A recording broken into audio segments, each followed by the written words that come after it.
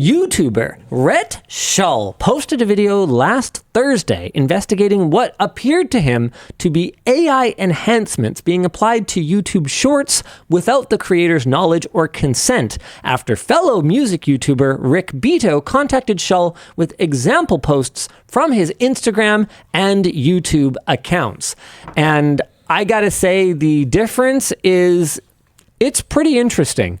We're not going to play his whole video because that's not how we do our React content. That is a lens. That is a lens and a half that was chosen here. Don't worry about it. But look at this. You see that shift? You see as he's shifting between YouTube Shorts and Instagram, how different the same piece of content looks. And you can tell from the interface here. Yeah. Okay. So this sparked a whole lot of conversation. And Shull's video included some experiments of his own, seeing the same effect on his own videos that was impacting Beto's videos. He went on to find a Reddit thread discussing the same effect showing up on some of Hank Green's shorts. Then the plot thickens. After we reported on the story on Monday's Tech Linked, YouTube responded with an explanation. Okay, technically YouTube responded to a guy who retweeted a reposted clip originally tweeted out by some other guy who clipped it from Monday's TechLink video, but you know what? We're counting it. That counts. YouTube liaison Renee Ritchie said that this is an experiment that does not involve generative AI or upscaling. What it is intended to do is unblur, denoise, and improve clarity using traditional machine learning techniques. What? Where's the line? Ritchie also said the experiment was only running on a limited number of shorts, but as far as we could tell, it's pretty widespread.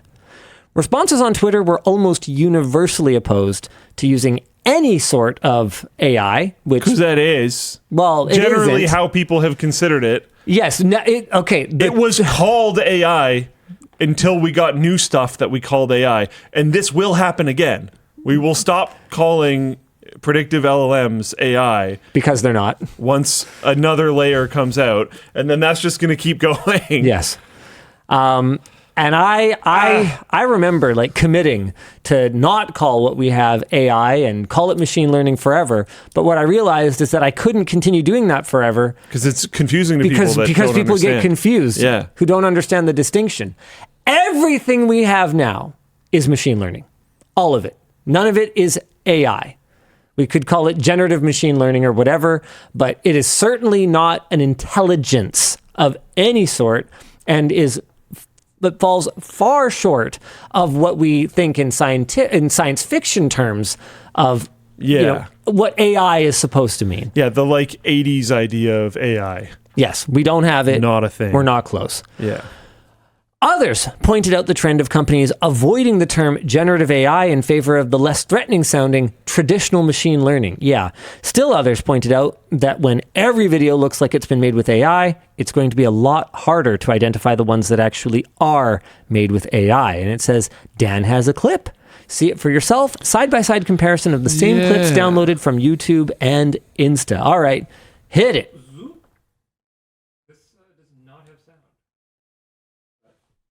Which one looks more sharp? I mean, the one on the left looks way sharper. Yeah. Yeah. Definitely left by a lot. By like too much. Makes me think our cameras are really blurry. Oh, this is an interesting one too. Look, you can see it in the artifacts. Yeah. You could really see it when I spun in the chair. Whoa, and look at the scrolling. Big artifacts. Like they made your video worse. This is one of those things where better is not always better. Well, it's we need new lenses. It's not better. Well, it is more sharp, and sharpness is generally considered to be is brutal, though. Sure, but I just mean like you could create a lot of metrics, and you could use those metrics that you created to measure the one on the left as being better. Yeah, but better is not always better. We had this conversation. The right side earlier. looks much more natural. Yeah. Yeah. I didn't feel that mine looked as bad as some of the examples I saw, though.